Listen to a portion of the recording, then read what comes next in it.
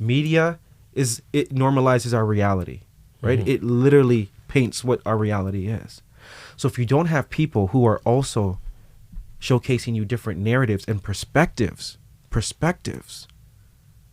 then how can you see anything differently?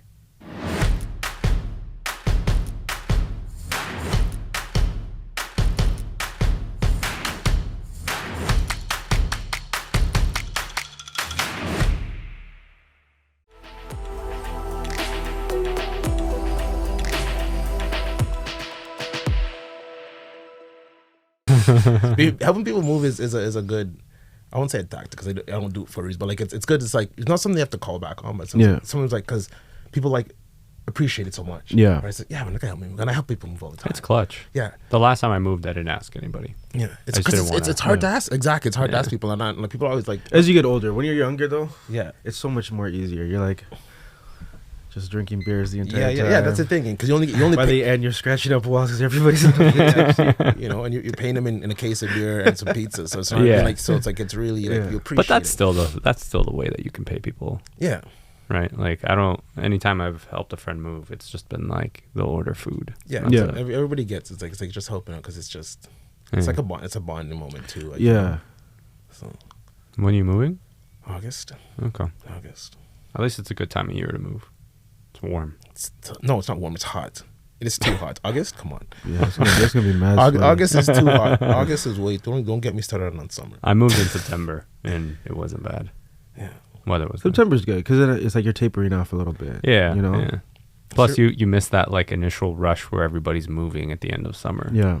What's your favorite month? October. Is your birthday in October? Yeah. That doesn't count. Well, I do think it's the best month. Like September, October, I do think it's the best month. What? October what? For fashion. 13th. Yeah. Oh, my sister's. That's my dad's birthday. For real? Yeah. My sister's the 16th. Yeah. My sister's the 16th. I know so many people Libra. with the 16th. Libra's like. Yeah. I've been learning a lot. So a few people on my team are big into astrology. And then it's every day they're having conversations. This sign gets along with this sign, and then apparently there's like moons or something like that, depending on the time that you're born. The whole birth chart. Yeah, it's like crazy. Are you a trustworthy person? Like not you being trustworthy. Like, do you trust people easily? No. Yeah, my dad's the same way. No, not at all. But when you trust someone, I'm loyal to a fault. Yeah, my dad. Exact same thing. Sometimes I'm like, all right, this astrology stuff, whatever. But then there's so many commonalities between people. I'm like, maybe there is something. There could be something, yeah. I don't know. What's your sign? Scorpio. Ooh.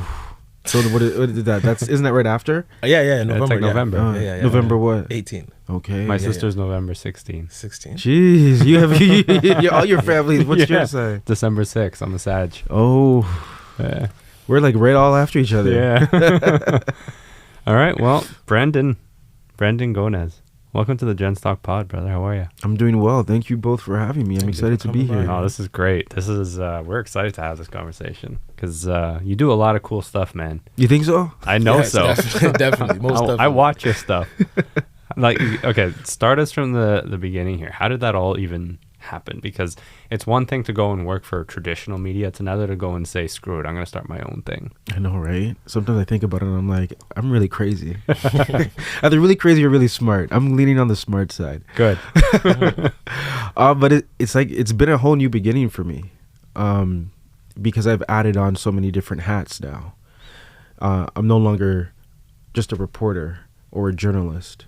Now I'm a business owner, a CEO, a leader, management, all of these things that, you don't necessarily fully think about when you kind of make this leap and this jump.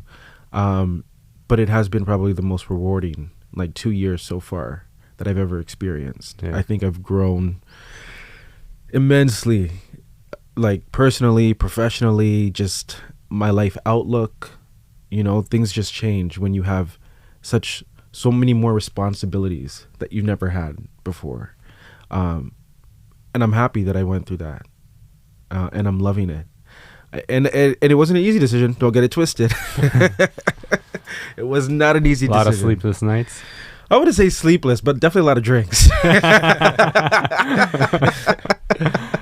Definitely a lot of drinks.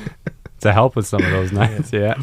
Because it's like a stable 9-to-5 job that I had, right? And you walked away from that. That I walked away from. And for a long time, that was my dream, to get to where I was in my career. And I'm sure there's a lot of people who've gone through that. Like, you know, you're going through school, you're thinking about, what do I want to do with my career? What do I want to do with my life? What's the ultimate goal?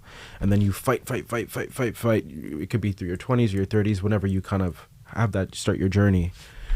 And then you start getting to these levels, and you're getting closer and closer and closer. And then you actually get to that level. You finally reach that dream. And then sometimes you're like, what now? You know, like, what now? Is this it? Is this what it feels like? Because what if you have more to offer? What if you have more to give? What if you have more to say? And I take it that's where you were. You know, that's part of the conversation, for sure. Right. That's part of the conversation. Was there a catalyst or a trigger that made you think, you know what, I need to make a change? You know, part of making the decision came down to, we were in the midst of the pandemic, and everybody was feeling it at this point. I mean, we all sat with our thoughts. We sat where we are at in life. What are we doing? What do we want to do? Have we taken the risks that we feel like we should have taken? And that was part of the same conversations I was having in my own head, you know? And I wanted to do more. I knew I had more to offer. I knew there were more conversations that I wanted to kind of facilitate. I knew how many stories were not being told. I knew how many opportunities were closed off to people who look like me and everybody in this room. I knew what was happening in the traditional legacy media space. I knew what was happening in the digital space. And I said, nobody's really doing anything there. And why not? You know, there's so much happening in our city when it comes with creatives and like issues that need to be talked about. You know what I'm saying? Mm-hmm. And like communities that are left like just to waver in the wind, and nobody's talking about what's happening in those communities, whether good or potentially bad, that needs to be fixed. And our city is so diverse. There's so much going on, but like sometimes you look at like, you know, the media that's out there, and it doesn't necessarily give the proper reflection. It's almost like sometimes they glaze over what's happening in Toronto. They look at what's happening in other places. No shade. I'm just saying that, you know, we're sometimes missing that ecosystem, right? And I love our city. I love Toronto, man. I love Toronto. I'm a Toronto man still I die. Toronto man. I love Canada in general, and I've lived across this country, and I've always noticed that, and everybody talks about it, like, you know, we get consumed with so much American media and all these things, and what about our stories, you know, and who's gonna pick up that mantle? Who's gonna run with that? So here's this boy BG, you know, Jamaican background, raised just to do what you feel like doing and go for it, you know, and live by faith. So that's where things. I'm just kind of giving perspective of how my head works and upbringing, because that's kind of like how I kind of make my decisions. Yeah, you know, I definitely am an overthinker, but once I get to a place, you know, it's like, let's go big or go home. How long did you, speaking of like overthinking, because a lot of people, at least I'd assume a lot of people, at least me, you think, I'm quitting this job, man. Like I'm off this. You know, it's like, how long did you think about that before actually making, I'm actually gonna do it? Then like, how did that feel when you actually did it? So I was thinking about it for a little while. I would say maybe a few months. I was having conversations just with my inner circle, very, very tight circle, about just ideas, you know, like, what if? What do you think about this? And then I started to, you know, once you start thinking about something, you say it out loud, then you start to see a picture in your head, right? You start to manifest different things. It's crazy, the power of manifestation. And then once, you know, I'm a creative, so once my head starts painting a picture, it's like now I'm putting in the details, and you're starting to think about all the things, and I'm seeing this portrait of like, what could this actually look like? And then once you finally see what it looks like, you ask yourself, well, do I paint the picture or do I leave it as a dream? Mm-hmm. And every time I think about it, I'm like, if I leave this as a dream, what does that mean for this beautiful vision that I painted in my head? Who's ever going to see this beautiful picture that I know is a masterpiece? Like, think about if the person who painted the Mona Lisa never painted the Mona Lisa. Just thought about because they were too scared to paint the Mona Lisa. Yeah. We would never have the Mona Lisa. it. And the Mona Lisa is the most famous picture in the entire world. Yeah. So it's just that, like, if I don't go ahead and try to paint this portrait in real life, nobody will ever see what could potentially be, you know, the greatest endeavor, you know, in Toronto media. What will be the greatest endeavor. There we go. Speak it. You got to speak it. You know what I'm saying? Yeah. So that's where I kind of land. I just land there. And then the other part where I land is what I've learned over the course of my career, you know, taking risks and going to smaller markets to get to where I was that life, I don't want to live life with regrets, because tomorrow is not promised. You know, like during the pandemic, I lost a few people in my family who it was just out of nowhere. Right? And here we are not knowing what's going to happen tomorrow. We have no clue what's going to happen tomorrow. Who's going to catch this thing next? Who's going to fall off next? You have no idea. Yeah. And you're like, tomorrow literally is not promised. So if there's something you want to do, might as well you go and do it. Don't live in fear. I couldn't live in fear. That's crazy. Yeah, not knowing what your next step is, just sitting there constantly holding on to what you think is security. 100%.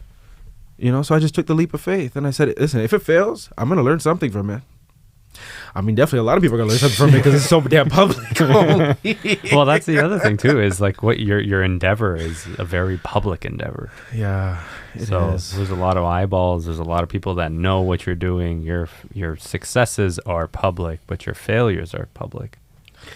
Yeah, it's so crazy because I was talking with somebody on my team the other day, and they had brought this up, and I never had sat with that thought before, where it's like, literally since I left university and started in this career path in this industry, every day that I go to work has been in front of an audience. People who I don't know at that, but like literally the mistakes, the things I do well, all those things, bad days, good days, are seen by other people. It's not like I can work in my private office and if I'm having a bad day, ain't nobody gonna know. Yeah. It's like every day is like you're in front of people. I never really sat with that and what does that do to your psyche and like how you move through the world and all those things.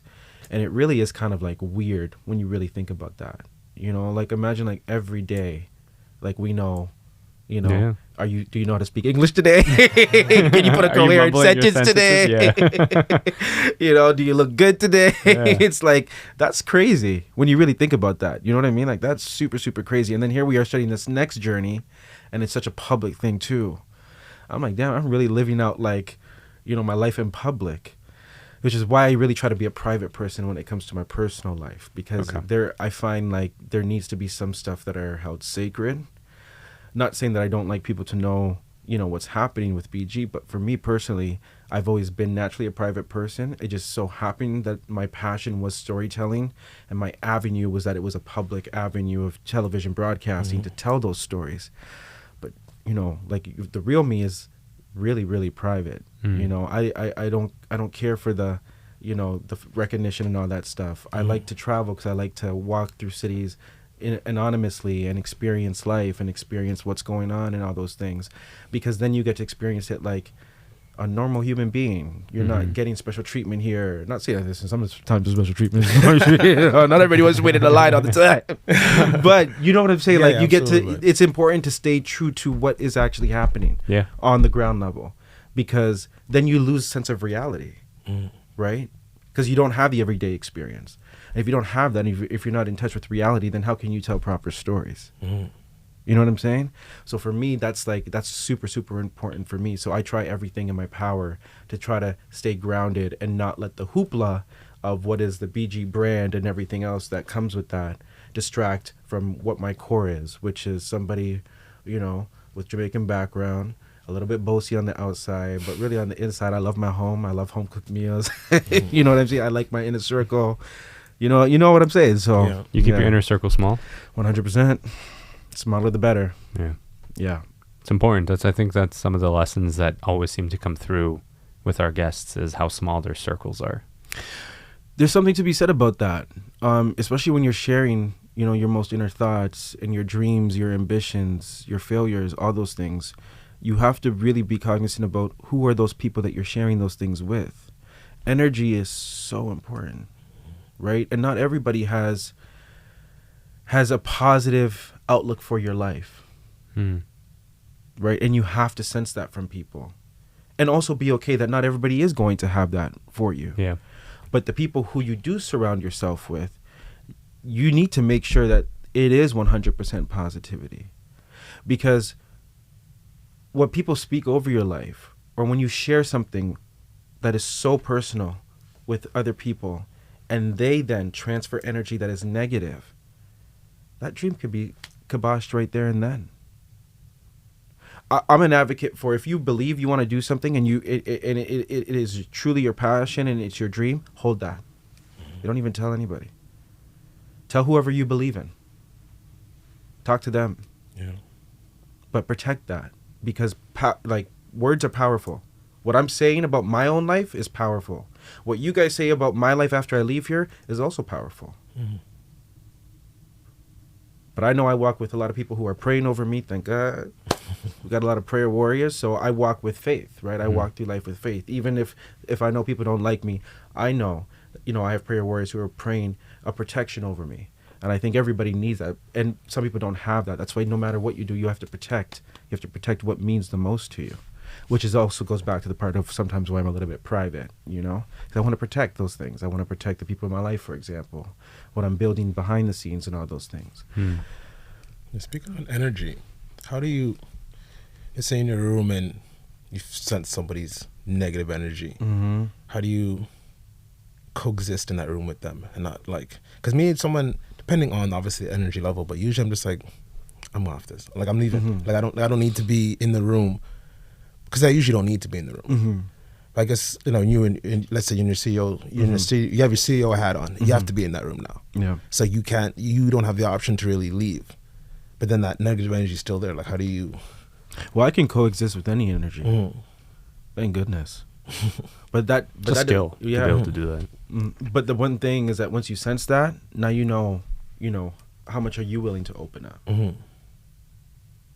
Right? Yeah, you don't want to share everything with someone that's only going to bring you down.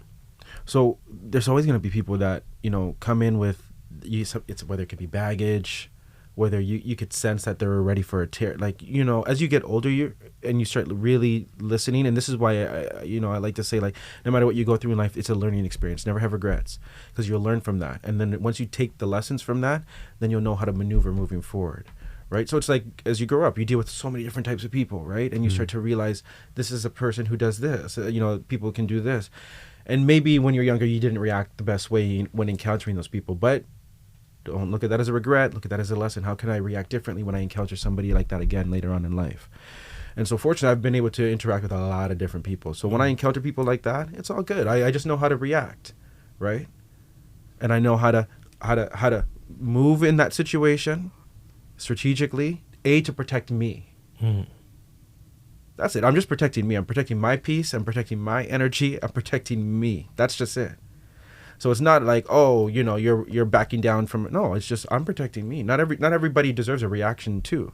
Some people literally could be walking in the room and they're looking for, you know, they might know different players in the room, and strategically they're trying to get a reaction from a player so they can undermine them later on in life, right? Everybody's walking around that they have their inner thoughts. They have all those things. So you just have to, once you know that, and once you can protect yourself, you're good.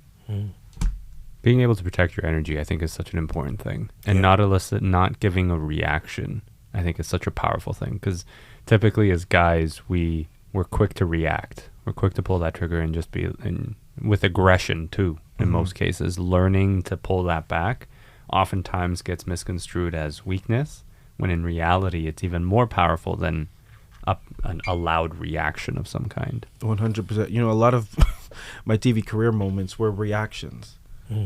But they were reactions that most people didn't anticipate, you know, somebody like me would react with. Right? How so? I think, you know,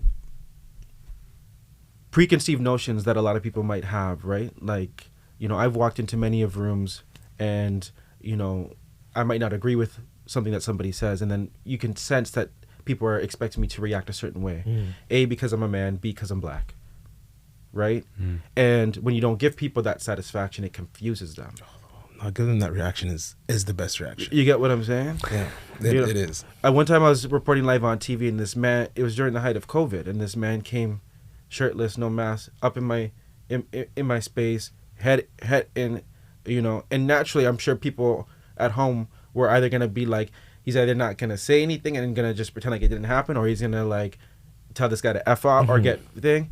I just said, excuse me, sir, you're doing too much. Yeah, I remember that. You're doing too much. But and I'm thinking that's just me on a daily, like, you know what I'm saying? It's just, that's all you're gonna get from me, and I'm protecting myself, and I'm moving on. But I think for a lot of people, it was like wow, like that, you know, it was just like how he just pivoted. You know what I mean? He just pivoted, and he just kept it pushing. Yeah. And there's something to be said with getting there. It's not easy to get there. It takes a lot of time and you know, restraint and all those things, and building the inside. But once you get there, it's so powerful just to be like, yeah, you're doing too much, and you're keeping it pushing, and you don't even give that person another second ounce of energy. You just keep it pushing. You protect your energy. I could have stayed there, and I could have been like, this guy tried to ruin my hit. Yeah. You know, this was a big story too. We were talking about, you know, a rallying outside of the police headquarters downtown Toronto for rights, for civil, you know, for rights of black people and stuff like that. It was a Black Lives Matter rally, and I could have been pissed the entire day, upset the entire day, could have ruined my entire day. I'm not going to give that guy that power over me. Yeah. Are you crazy? Yeah. Good for you, though, for having the presence of mind on the spot in the middle of a live telecast. Just not let it phase you. No, you can't. That had to take practice, though.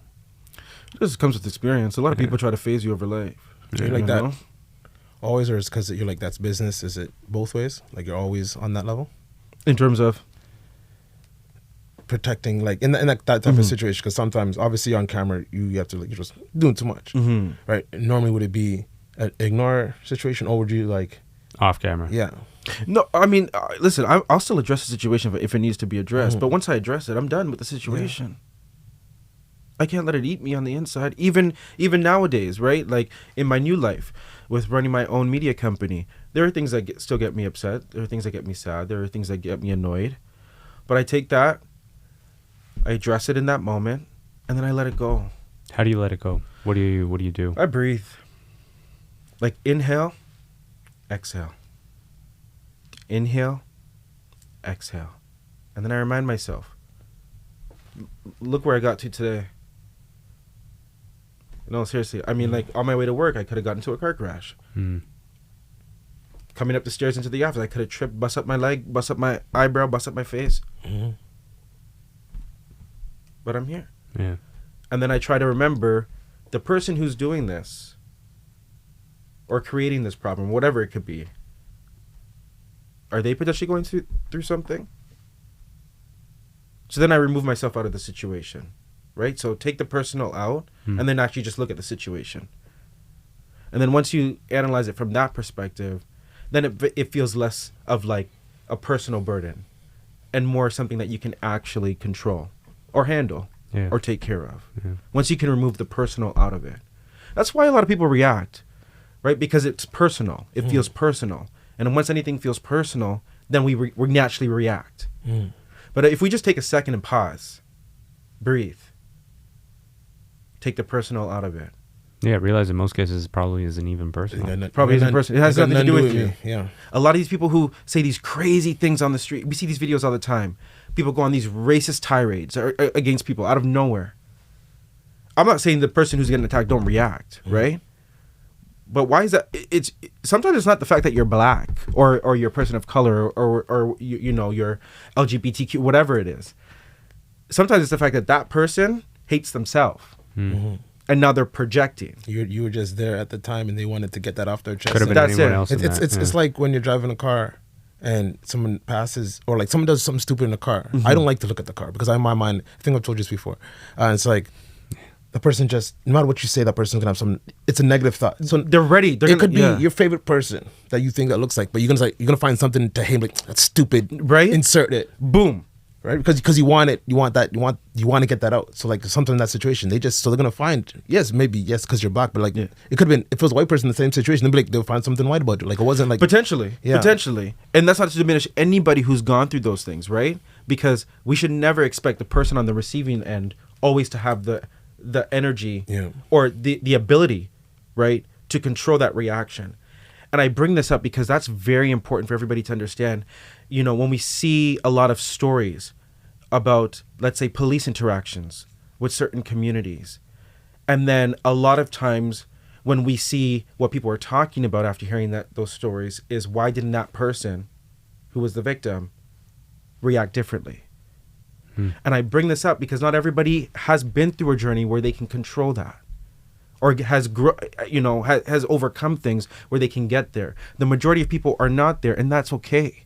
But we all have to remember that we all, at some point in our life, would react just like that, and 100%. Maybe it still are 100%. And also in situations like, also they want, like, there's our situation, they want you to react a certain way, right? So it's just like, yes, I reacted, but it's like because you were like pushing, right? And you can only push me so much, especially because you are this authoritative figure. Obviously, your push, even if you're doing like this, it's gonna feel a lot more. And it's like, I'm already have my back against the wall, and I'm push, and it's like, yeah, I reacted because you pushed me. Like, you only push somebody so many times. But then now you're just down the rabbit hole at that point, and now you've it's on their side. Yeah, and then that's it. And it's like the story you told me about when you were driving here to the studio and you had that cop car next to you. Yeah, car pulls up and it's just right beside me. Yeah, I look over, cop's looking at my car. I'm like, okay, roll down the window, look over. She's like, oh, your front headlight's on. I'm like, which one? She's like, the right one. And she goes, yeah, next time you get a ticket. And she drives off. In my head, I'm like, oh, cool, that's awesome. Like, you know, you're looking out for me. It was a black lady too. I'm like, looking out for me. I'm like, in my head, I'm like, yeah, man. Like, fuck, like, you know, looking out for me. I would have got a ticket. Stop my car, go to my buddy. Nothing's wrong with my car. Both headlights are working, back, everything's good. Wow. Nothing. It elicited a reaction. And that's been sitting in my head for 2 weeks, bro. Wow. Still elicited a reaction. Clearly it's still sitting, like, you know, and it's like, but you don't get the, even, because at the end of the day, it's like, obviously the guy didn't give her that reaction at the time, but she still got, like, it still sits. Yeah. And it's like, man, I'm just like, why? Like, why? And it's just a question, like, I'll never get the answer to, but like, and that's kind of shit when you look at things. So now next time I get in a situation, I'm going to be even more like, I'm like, nah, man, like, nah, there's nothing wrong with my car. Like, how am I not supposed to act that way now? Right? But like, I still have to sit there and be like, what are you talking, like, you know, and still, and then, okay, and it happens again. And I was like, yo, stop fucking pulling me over. Yeah. But like in this situation, well, I'm just coming to you nice. It's like, well, yes, but like 10 people every single time. Like, and it's a reaction of like, yeah, maybe in this situation, yes, I might have been coming in more aggressive in this situation. It's because you guys kept fucking pushing me for fucking years. And then people snap. Yeah. People snap. You know, that's the thing. You catch people on the days. We're talking about like in that same situation. Sometimes when somebody hits your, I'm saying like if you hit somebody in the shopping cart in the back of your foot and that person freaks, right? It's just like, you don't need to be that mad about me hitting you, but it's like because you've been holding, like whatever that is obviously something else going on in that situation. Yeah. It's the same situation. You got to realize that something, okay, they got some shit going on, time to walk away, but it's hard sometimes too, right? It's hard. And that's where we have to try to find healing. And it sucks. It sucks when you have to heal something that you didn't cause. Yeah. Yeah. You know? Yeah. That's a responsibility that also doesn't get talked about enough. Yeah, you got to figure out, like, you're not going to get the closure that you want. You won't get the closure. Yeah. You'll never get that closure about why did I have to deal with those microaggressions? Why did I have to deal with those aggressions in general? Maybe they're not even micro because it's still sitting with you. So that's actually a macro aggression. Yeah. And you will never get those answers. And this is something that people really need to understand. There are generations of people who will never get answers. But now they have to find a way to heal. That's a heavy burden. That is a heavy burden. Yeah. How do you even do something like that? Right? Like I think people are just figuring. Yeah, I think people are just figuring it out as they go, and it's through trial and error. And this is where empathy comes into play. 100%.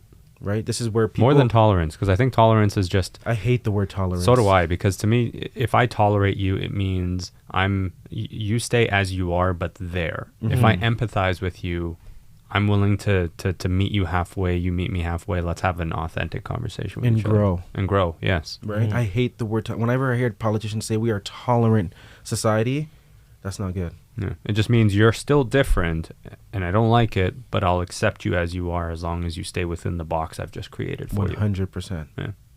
You know, we need to be a more empathetic society. Yeah. 100% agree with that. Man, the world would be a lot better place if we had more of that.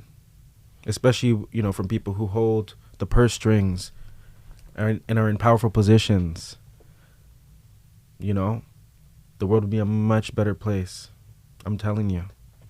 And that's where it comes to, that's why the power of media is so important. Right? This is why I got into media, because I was going to say, is this why storytelling is so important to you? it is so important, because who's telling the stories and what stories are they telling? And what perspective are they telling it from? We just had a conversation about how I could have literally talked about the exact same thing from a whole different perspective. I could have said, you know, people who, you know, have they just need to get over it. Right. They need to get over it, because you can't just live it, you know, you need to get over it. Well, there are people who actually think like that. Yeah. And if that's the lot of people, right, and if that's the narrative and perspective that's continuously being told in all different outlets where you're consuming information and stories, then you're naturally going to start thinking like that a little bit too. Well, it normalizes it. There you go. Yeah. Media it normalizes our reality, right? It literally paints what our reality is. So if you don't have people who are also showcasing you different narratives and perspectives, then how can you see anything differently? And so this is what I realized at a young age when I was really interested in like news. Like I used to watch, you know, Young and the Restless with my grandma growing up. No way. So every Jamaican probably watched Young and the Restless. Yeah. The theme. Lisa Rinna was a menace. Yeah, I still remember Victor Newman and everything. Yeah.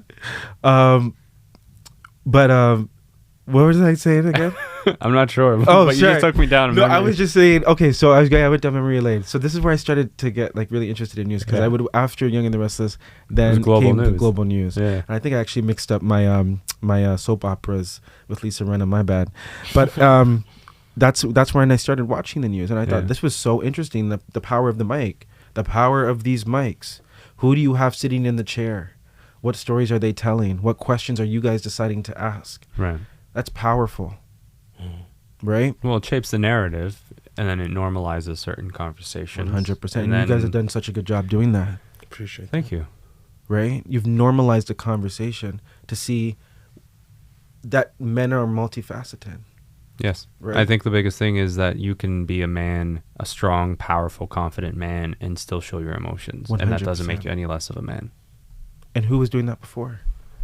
Not enough people. How many people now, when they interact with men, might have their, you know, guards down a little bit? I might empathize more when there's a reaction that they're not used to seeing. That's the goal, right? Eventually, right? Because you always want everybody to be just the same thing on a more empathetic level, because it's easier, it's simple. It takes so much effort to just be like tough and tight all the time. It is, and man. Flex and just be that rough. I know. Just like you know, just like for all the time for what? It is. I was watching. I can't remember the name of the show. I was watching it with my girlfriend the other day, and the two main characters break up, right? And then they show scenes of the girl in bed crying and feeling her emotions and everything. And then the other side of the story is the guy is just hanging out. And I'm thinking to myself, I'm like, man, I've been in those situations. I felt like shit. I didn't have the energy to go out and pretend like nothing was happening. I felt like crap. And a lot of other men feel that way, but we're brainwashed into thinking that you can't show your emotions. You have to be that tough guy. You have to wait for the other person to come and talk to you, and you don't show emotions, and you don't fight for things you care about. Nope. If it's done, it's done. I'm the strong, silent type. That's how I operate. And it's so bad because too many men end up hurting themselves in the long run. Too many broken relationships that you can't fix anymore. Too many men lose so much that they get to the point where they take their own lives. Right? Like, how do we change those conversations? How do we change those narratives? It starts by normalizing those conversations in the right way. And normalizing different ways to show emotion. 100%. Because it's so crazy how the word emotional has been stigmatized to just, you know, mean like crying or, like that. But anger is an emotion. Yeah. It's the roughest one of them all. Yeah. If I rage out and I throw this, I'm being emotional. Exactly. Yeah. It's not looked at as being emotional. It's not. Yeah. And why is that? Right? Like when somebody is irate, right? They've gone even past anger.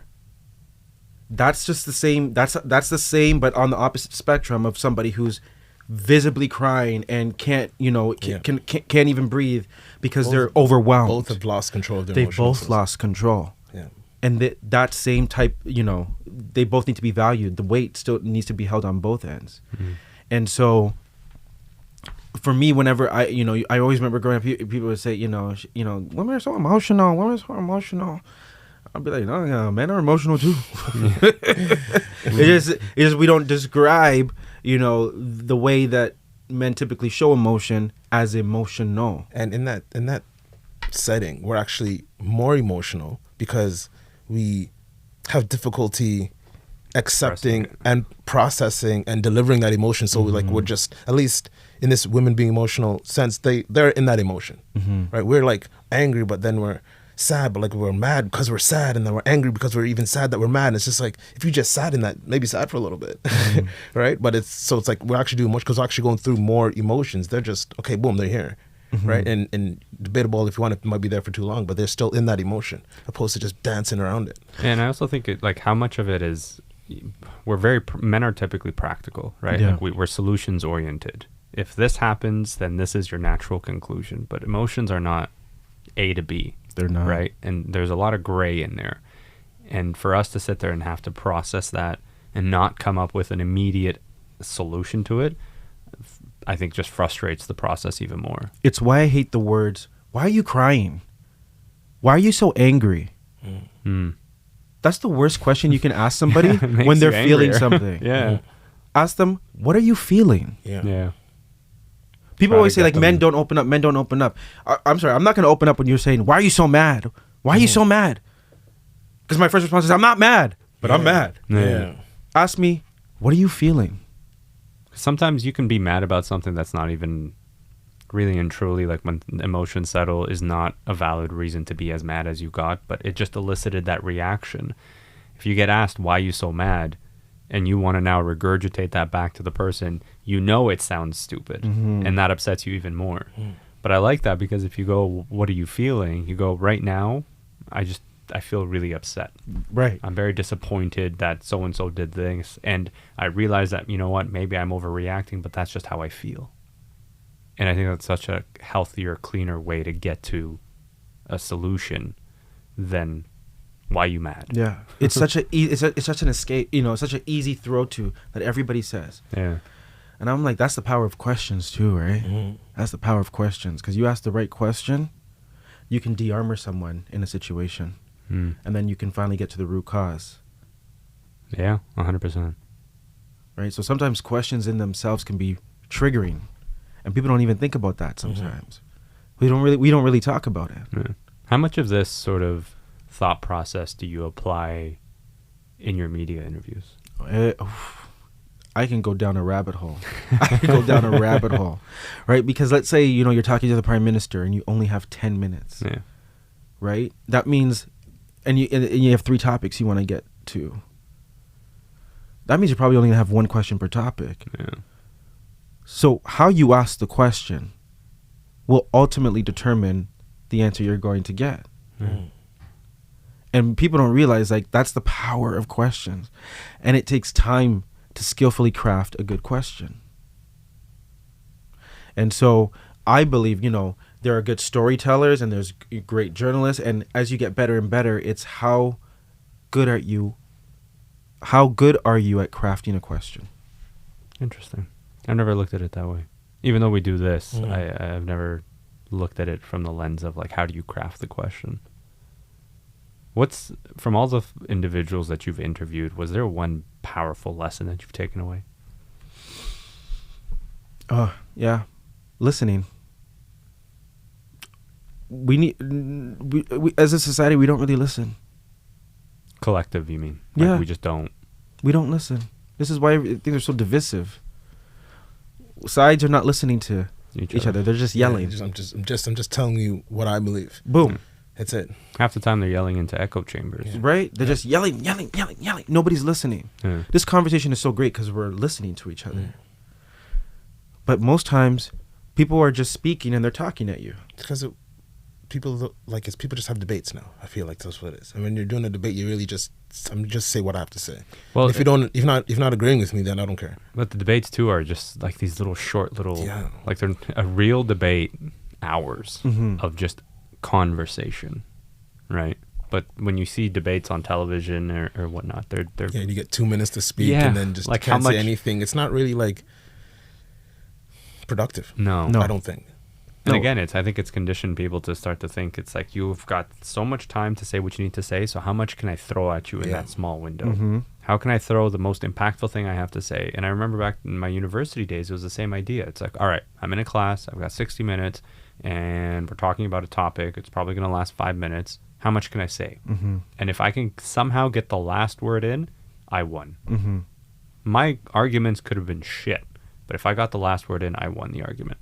And I think people are conditioned to think you just got to be loud, you got to be aggressive, and if you can sound like you know what you're talking about, that's all that matters. Oh my gosh. How How many people on the internet just speak, this is what it is, and people are like, yeah. And it's like, okay, let's really break it down. Like, come on. That was, you just spit out a whole bunch of BS, and you did not even go into nuances or layers and all these other things. But because it sounded good, people are, Keyboard running warriors. with it. But that's the thing with social media too. It's not even just that. It's because the way the algorithms work, everything you see is what you believe in, what you agree with. So, and if you get access to the whole world, and in your mind, okay, everybody, obviously the whole world agrees because that's what all I'm seeing on all these, because you think that, yeah. So you think, it's not just me. Everybody believes this, right? And it's just like, on the flip side, no, there's so many people that disagree, but you don't see any of that because that's the way the algorithm works. So you start thinking, okay, everyone's on our side. Now yourself's like, it's an echo chamber. Yeah. And this is why it's so important for like companies like us who operate just on digital platforms to be on these platforms and to be there aggressively pushing out content that is leveled and balanced and shows nuance and all those things, so that we can try to at least help alleviate that, because you're seeing it play out. Right? Like, we're seeing it in every aspect of society. I mean, I'm sure we all have family members that are living in these echo chambers, and they are well deep into that. And you're Can't like, pull them out. You can't pull them out. Can't tell them they are nothing. stuck. No. They're stuck. And you're just like, damn. Yeah. What do you do now? Yeah. What do you do? Yeah. You just got to have more conversations. And hope at some point, like, you can chisel through the wall of noise that surrounds these people.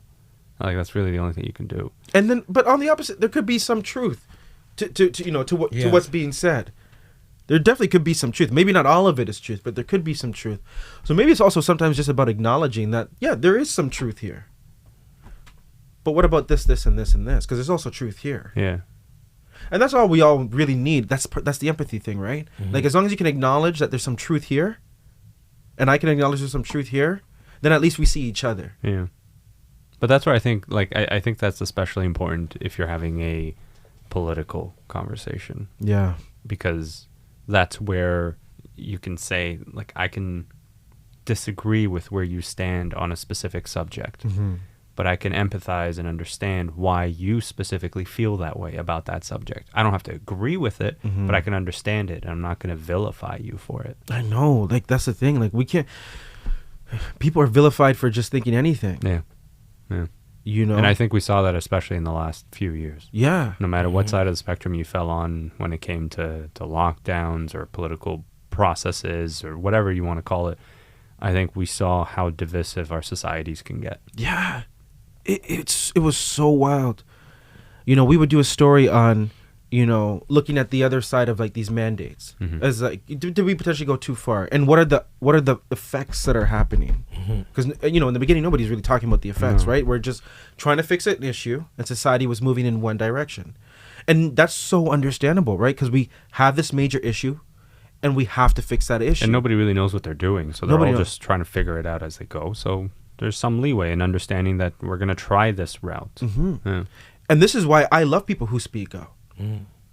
I would never say to people, don't speak out. We need everybody to believe one thing. No, because people who are speaking out were saying, a lot of them were just saying like, hey, these are the effects that are happening. Not everybody can just stay at home. Not everybody has a place that is big enough, comfortable enough just to have kids and a whole bunch of family in one place. That's causing mental health stuff. That's causing this thing. Domestic That's causing abuse. these things. All these things. People are like, they're only at home because of that time. And I was like, okay, you're with this person who beats you. Now you're with them full time. 100%. Right?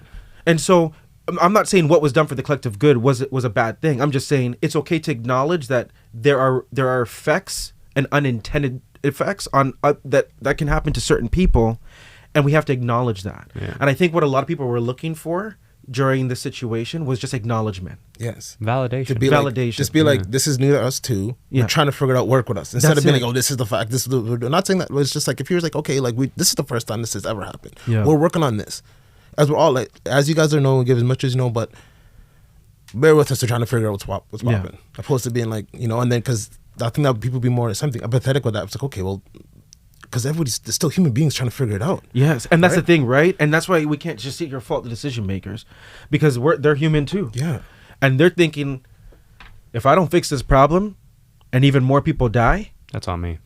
Yeah. And who can go to bed at night thinking and that's the other side that's upset with these politicians. Remember that these people are human. Yeah. Trying to figure out how to keep everybody alive. Yeah. And themselves too. And so they're trying to make the best decision in that moment. So this is why I'm like, we need nuance. Yeah.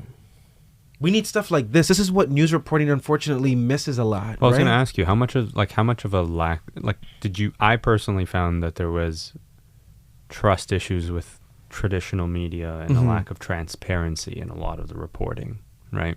And a lot of a lot of society that was marginalized, a lot of society where people's mental health were suffering and they were trying to speak out, had their voices silenced essentially. How much of that, from your perspective, being so ingrained in the media space, do you see as a source of the problem?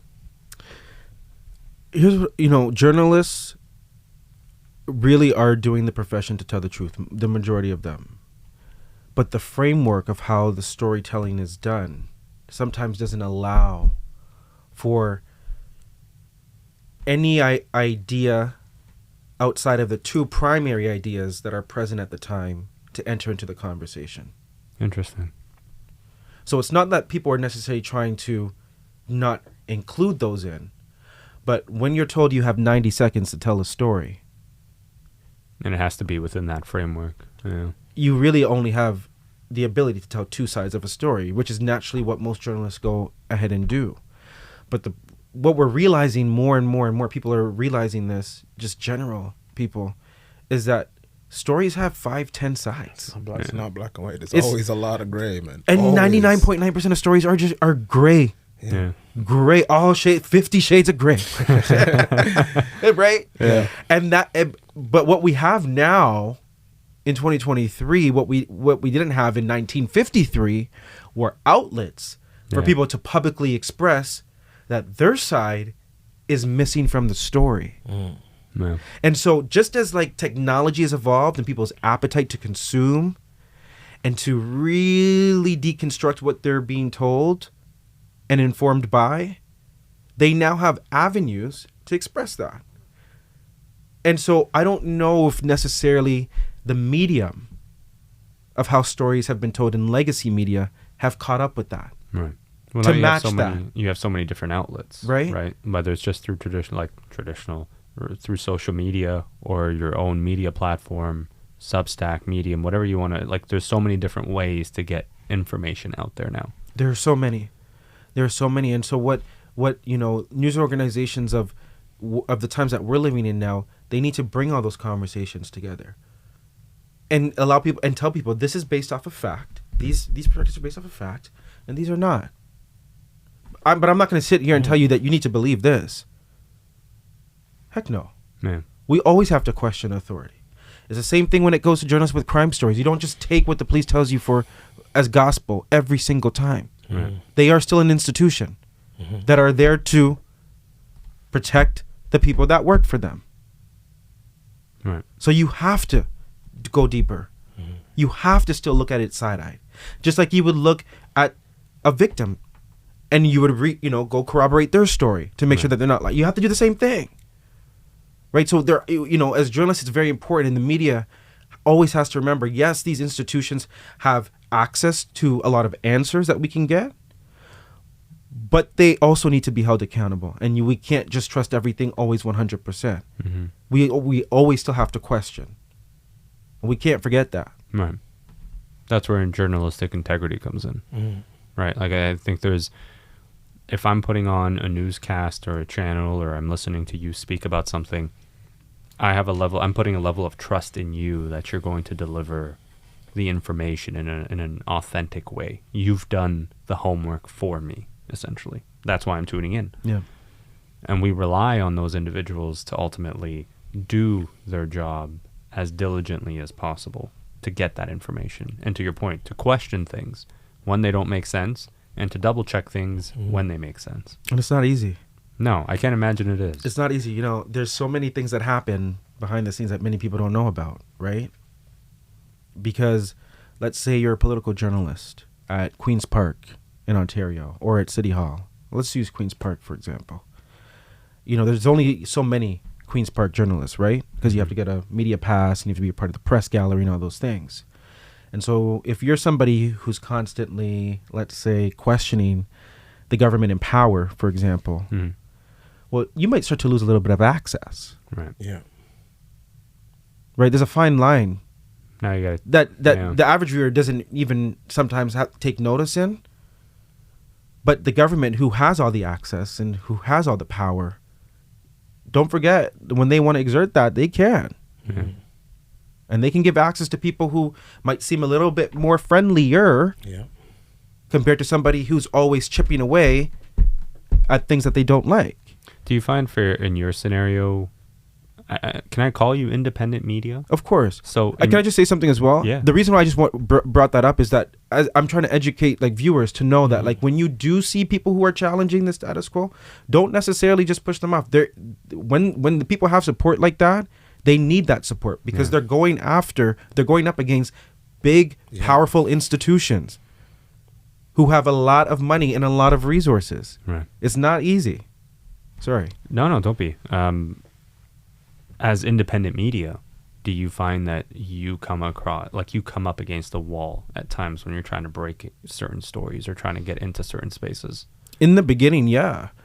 In the beginning, because, access requires visibility. And our media ecosystem in Canada is very, very limited to a select few media companies. Yeah. Right? It's just the nature of how our industry has been, how it was built, and how it continues on. We have been so fortunate at Gonez Media, at the BG show, now with our new acquisition of Now Toronto. Congratulations on that, by the way. Thank you so much. Where we've built a solid name recognition. We've built a solid audience who supports us vigorously. Where if we do request interviews with politicians, they know that we have an audience who's looking for those things as well, and who will help us call it out. And that's what people don't realize.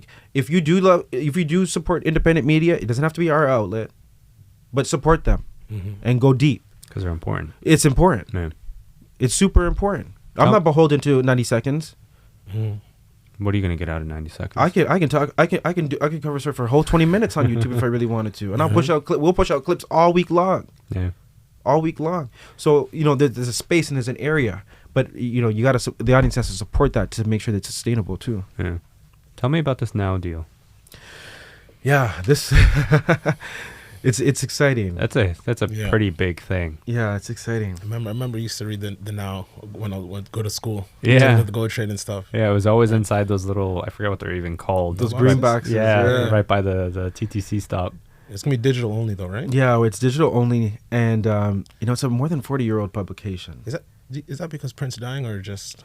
Yeah, I mean, the reality is I don't know anybody who really reads a physical newspaper anymore. Yeah. But everybody's on their phones. Yeah. And so it's just delivering content the way people want it consumed, not the way I'm going to tell you that you need to consume it. Right? I have to adapt to how everybody is consuming content. And so that's why we went digital only. But for us, as a digital media company, you know, with a brand that started off of my own name, you know, to be able within 2 years to acquire what was a legacy media company is a huge thing huge. for not just for me, but my entire team, but also for the people who've been supporting us, our community, our audience. So can you walk me through like whatever you're allowed to talk about in terms of like how that deal even came about, like how you decided to pull the trigger on it, what your plans are for it? Yeah, so I can't get into the nitty gritty, but what I can say is that, you know, Now is at risk of being gone forever. Because the previous ownership, unfortunately, didn't do what needed to be done and ran into, you know, a dark hole.